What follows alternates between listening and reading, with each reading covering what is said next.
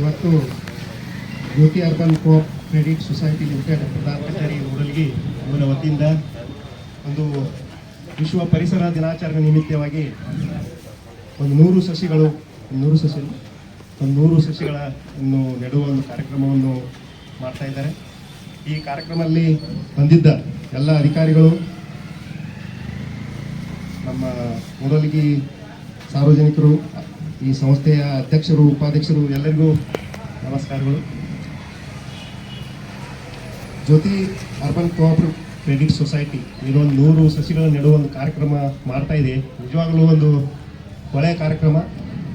ಯಾಕಂದರೆ ನಾವೆಲ್ಲರೂ ಈಗಾಗಲೇ ತಿಳ್ಕೊಂಡಿದ್ದೀವಿ, ನಾವು ಪರಿಸರ ಉಳಿಸಿದ್ರೇ ನಾವು ಉಳಿತೀವಿ ಅನ್ನೋ ಒಂದು ಮಾತು ನಮ್ಗೆ ಈಗಾಗಲೇ ತಿಳಿದಿದೆ. ಈ ನಿಟ್ಟಿನಲ್ಲಿ ಏನು 100 ಸಸಿಗಳನ್ನು ನಾವು ಇಲ್ಲಿ ಹಾಕಿದ್ದೀವಿ ಇವತ್ತಿನ ದಿನ, ಇವು ಬೆಳೆದು ಹೆಮ್ಮರವಾಗಿ ನಮ್ಮ ಪರಿಸರವನ್ನು ಮತ್ತಷ್ಟು ಸ್ವಚ್ಛಗೊಳಿಸುವಲ್ಲಿ ನಾವು ಪ್ರಯತ್ನ ಮಾಡೋಣ. ಮತ್ತು ಈ ಸಸಿಗಳನ್ನು ಇಲ್ಲೇ ನೆಟ್ಟು ಕೈ ಬಿಡಬಾರ್ದು. ಅವು ದೊಡ್ಡ ಹೆಮ್ಮರವಾಗಿ ನಮ್ಮ ಸಹಾಯ ಅದಕ್ಕೆ ಬೇಕಾಗುವುದಿಲ್ಲ. ಅಂದರೆ ತನ್ನಷ್ಟು ತಾನು ಬೆಳೆಯುವಷ್ಟು ಮಟ್ಟರಲ್ಲಿ ನಾವು ಅವ್ರನ್ನ ಬೆಳೆಸಬೇಕು. ನಂತರ ಅವು ತನ್ನಷ್ಟು ತಾವು ಬೆಳೀತವೆ. ಸೊ ಈ ಒಂದು ಕಾರ್ಯಕ್ರಮವನ್ನು ಮಾಡಿ ನಮ್ಮ ಪರಿಸರಕ್ಕೆ ಒಂದು ಒಳ್ಳೆಯ ಕಾರ್ಯವನ್ನು ಮಾಡಿದ್ದಕ್ಕಾಗಿ ತಮಗೆ ನಾನು ನಮ್ಮ ತಾಲೂಕು ಆಡಳಿತ ವತಿಯಿಂದ ಧನ್ಯವಾದಗಳನ್ನು ಹೇಳ್ತೀನಿ.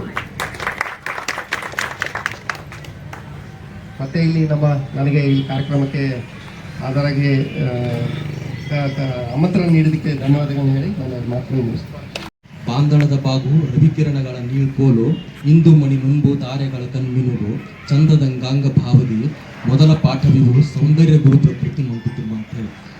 ಈ ಜಗತ್ತಿನಾಗ ಯಾವುದರೇ ಒಂದು ಡಿವೈನ್ ಬ್ಯೂಟಿ ಇತ್ತಂದ್ರೆ ಅದು ಸೌಂದರ್ಯ ಅನ್ನೋದು, ಡಿವೈನ್ ಬ್ಯೂಟಿ ಯಾವುದಿತ್ತಂದ್ರೆ ಅದು ಪ್ರಕೃತಿ ಒಂದೇ ಡಿವೈನ್ ಬ್ಯೂಟಿ ಅಂತ ಹೇಳಿ ಡಿ.ವಿ.ಜಿ ಅವರು ಹೇಳ್ತಾರೆ.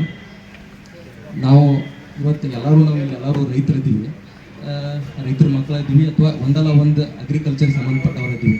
ಸೊ ನಾವೇನು ಮಾಡತ್ತೀವಿ, ಮೊದಲೆಲ್ಲ ಈಗೆಲ್ಲ ಗ್ರೀನ್ ಕೆನೋಪಿ ಸರ್ಕಾರಿ ಜಾಗದಲ್ಲಿ ಏನಿತ್ತಲ್ಲ, ಮೊದಲು ರಿಸರ್ವ್ ಫಾರೆಸ್ಟ್ನಾಗೆಲ್ಲ ಏನಿತ್ತಲ್ಲ ಅದೆಲ್ಲ ಜಾಸ್ತಿ ಆಗೈತೆ ಹೆಸರು ವರದಿ ಕೊಟ್ಟಿತ್ತು, ಕೆನೋಪಿ ಜಾಸ್ತಿ ಆಗೈತೆ. ಬಟ್ ಎಲ್ಲಿ ನಾವು ಪರಿಸರವನ್ನು ಕಳ್ಕೊಳತ್ತೀವತ್ತಂದ್ರೆ, ಮೊದಲೇನು ನಾವು ಕೃಷಿ ಜಮೀನು ಒಳಗೆ ಒಡ್ಗಳಿಗೆಲ್ಲ ಏನು ಬದುಗಳಿಗೆಲ್ಲ ಇದ್ವಲ್ಲ ಗಿಡಗಳೆಲ್ಲ, ಅವನ್ನೆಲ್ಲ ನಾವು ಬೇರೆ ಬೇರೆ ರೀಸನ್ನಿಂದ ಕಟ್ ಮಾಡತ್ತೀವಿ. ಮತ್ತು ನಾವೇನು ಮಾಡತ್ತೀವತ್ತಂದ್ರೆ, ಅಭಿವೃದ್ಧಿ ಅನ್ನೋ ಹೆಸರು ಒಳಗೆ ನಾವು ದಿನ ಪ್ರಕೃತಿ ಮೇಲೆ ದಾಳಿ ಮಾಡತ್ತೀವಿ. ಅಭಿವೃದ್ಧಿ ಹೆಂಗಾಗ್ಬೇಕಂತಂದ್ರೆ ಸುಸ್ಥಿರ ಅಭಿವೃದ್ಧಿ ಆಗಬೇಕು. ಸುಸ್ಥಿರ ಅಭಿವೃದ್ಧಿ ಆಗ್ಬೇಕಂತಂದ್ರೆ ನಮ್ಗೆ ಅಭಿವೃದ್ಧಿನೂ ಬೇಕು. ಒಂದು ರೋಡ್ ಹೊಂಟೈತಿ, ಒಂದು ಏನೋ ಮಾಡಬೇಕು, ಒಂದು ಡೆವಲಪ್ಮೆಂಟ್ ಮಾಡಬೇಕು, ಅದು ಬೇಕು. ಬಟ್ ಒಂದು ಗಿಡ ಕಡಿಯೋ ಜಾಗದಾಗ ನಾವು ಇನ್ನೊಂದು 5 ಗಿಡನ ಕಾಂಪೆನ್ಸೇಟ್ ಆಗಿ ಬೆಳೆಸೋದನ್ನ ಕಲ್ತಾಗ ಮಾತ್ರ ನಾವು ಸುಸ್ಥಿರ ಅಭಿವೃದ್ಧಿ ಮಾಡ್ಕೊಳಕ್ಕೆ ಸಾಧ್ಯ ಐತಿ. ಸೊ ಆ ಸುಸ್ಥಿರ ಅಭಿವೃದ್ಧಿ ಆಗದೆ ಹೊರತು ದೇಶದ ಅಭಿವೃದ್ಧಿ ಆಗೋದಿಲ್ಲ. ನಾವೆಲ್ಲ ಏನು ಮಾಡ್ತೀವಿ, ಆರ್ಥಿಕವಾಗಿ ಎಷ್ಟು ಅಭಿವೃದ್ಧಿ, ಎಷ್ಟು ಸೂಚ್ಯಂಕದಾಗಿದ್ದೀವಿ ಅನ್ನೋದನ್ನ ಅಷ್ಟೇ ಗಮನ ಕೊಡತ್ತೀವಿ. ಬಟ್ ನಮ್ಮ ರಾಷ್ಟ್ರೀಯ ಅರಣ್ಯ ನೀತಿ ಧೋರಣೆ ಪ್ರಕಾರ 33% ಫಾರೆಸ್ಟ್ ಇರಬೇಕಾಗಿತ್ತು. ಬಟ್ ನಾವು ಇನ್ನೂ ಕೂಡ ಸ್ಟಿಲ್ 20 21 ರೀಚ್ ಆಗತ್ತಿಲ್ಲ. ನಾವು ಇನ್ನೂ 10 ವರ್ಷ ಆಯ್ತು. ಸೊ ಅದಕ್ಕೆ ನಮ್ಮ ರಾಷ್ಟ್ರೀಯ ಅರಣ್ಯ ನೀತಿ ಧೋರಣೆ ಪ್ರಕಾರ 33% ಮಾಡುವಲ್ಲಿ ಯಶಸ್ವಿ ಆಗಬೇಕು. ಅದಕ್ಕೆ ನಾವು ಬೆಸ್ಟ್ ಎಕ್ಸಾಂಪಲ್ ಅಂತಂದ್ರೆ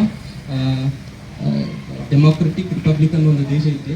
ಅಲ್ಲಿ ಬರೀ ಈಗ 15 ವರ್ಷ ಹಿಂದೆ ಇರ್ತಕ್ಕಂಥ 18% ಫಾರೆಸ್ಟ್ನ ಈಗ ಅವರು 50% ಏರ್ಸಾರ. ಸೊ ಅದಕ್ಕೆ ಈಗ ಈ ಜಾಗತಿಕ ಮಟ್ಟದಲ್ಲಿ, not only in Karnataka, not only India, ಈ ಜಾಗತಿಕ ಮಟ್ಟದಲ್ಲಿ ವಿಶ್ವ ಪರಿಸರ ದಿನಾಚರಣೆ ಆಚರಿಸುವ ಮೂಲ ಉದ್ದೇಶನ ಇದಾಗಿತ್ತು.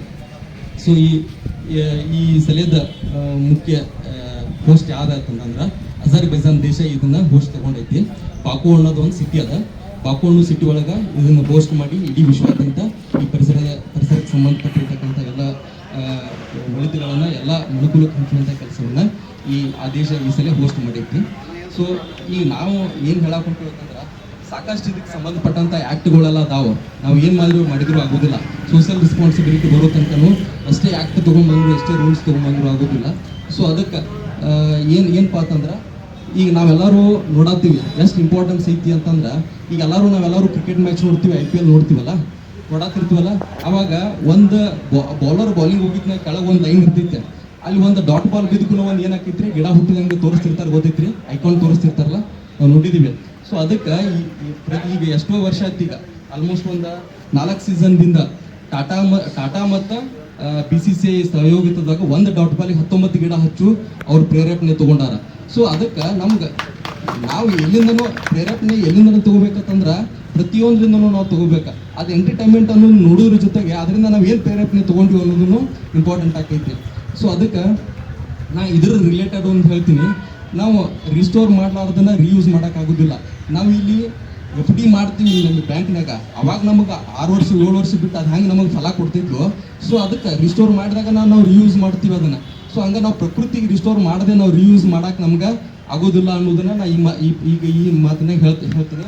ಮತ್ತು ಜೊತೆಗೆ ನಾವು ಹೇಳಿದ್ವಲ್ಲ, ಆ್ಯಕ್ಟ್ಗಳನ್ನ ರೂಲ್ಸ್ಗಳನ್ನ ತೊಗೊಂಬರ್ಬೋದು, ಬಟ್ ಸೋಷಿಯಲ್ ರೆಸ್ಪಾನ್ಸಿಬಿಲಿಟಿ ಅನ್ನೋದು ಬೇಕು. ಅದಕ್ಕೆ ಸ್ವಾಮಿ ವಿವೇಕಾನಂದರು ಒಂದು ಕಡೆ ಹೇಳ್ತಾರೆ, ಆ ಮಾತು ಹೇಳಿ ಮುಗಿಸ್ತೀನಿ. The secret of religion lies not in theories but in practice to be good and to do good ಅಂತ ಹೇಳ್ತಾರೆ. ಅಂದ್ರೆ ನಾವು ಈ ಬ್ಯಾಂಕ್ ಅಷ್ಟದಲ್ಲ, ನಾ ಎಲ್ಲ ಓವರಾಲಾಗಿ ಹೇಳತ್ತೀನಿ, ಈಗ ಎಷ್ಟು ರೆಸ್ಪಾನ್ಸಿಬಿಲಿಟಿ ತೊಗೊಂಡು ಮಾಡತ್ತಾರಲ್ಲ, ಬರೀ ನಾವೇನು ಮಾಡತ್ತೀವಿ, ಬರೀ ಹೇಳೋದು ಹೋಗೋದಲ್ಲ, ಅವ್ರು ಪ್ರಾಕ್ಟಿಕಲ್ ಆಗಿ ಒಂದು 100 ಗಿಡ ಹಚ್ಚಿ ತೋರ್ಸತ್ತಾರ. ಇದು ಆಗಬೇಕಾಗಿದ್ದ ಕೆಲಸವನ್ನು ಅದು ಅವರು ಸೋಷಿಯಲ್ ರೆಸ್ಪಾನ್ಸಿಬಿಲಿಟಿ ಒಂದು ಸಂಸ್ಥೆ ಹೆಂಗೆ ತಗೋಬೇಕು ಅನ್ನೋದನ್ನು ತೋರಿಸ್ಕೊಡತ್ತಾರು. ಎಲ್ಲರೂ ಹಂಗೆ ಸರ್ಕಾರದ ಜೊತೆಗೆ ತಮ್ಮ ಸೋಷಿಯಲ್ ರೆಸ್ಪಾನ್ಸಿಬಿಲಿಟಿ ತೋರಿಸಿದಾಗ ನಾವು ಪರಿಸರವನ್ನು ಉಳಿಸ್ಕೊಳ್ಳೋಕೆ ಸಾಧ್ಯತೆ ಅನ್ನೋ ಎರಡು ಮಾತನ್ನು ಹೇಳ್ತಾ ನನ್ನ 2 ಮಾತುಗಳು ವಿರಾಮ ಹೇಳ್ತೀನಿ. ಅನಿಸುತ್ತೆ ಆದ್ರೂ ಸಹಿತ ಇದಾಗ ನಮ್ಮ ಹಿರಣ್ಣವ್ರು ಹೇಳ್ದಂಗೆ ಬಿಸಿಲು ನಮ್ಮ ನೆರಳಿನ ಮೌತ್ ಏನಪ್ಪ ಅನ್ನೋದನ್ನ ಅರ್ಥ ಮಾಡ್ಕೊಟ್ಟಾರ ನಮಗೀಗ.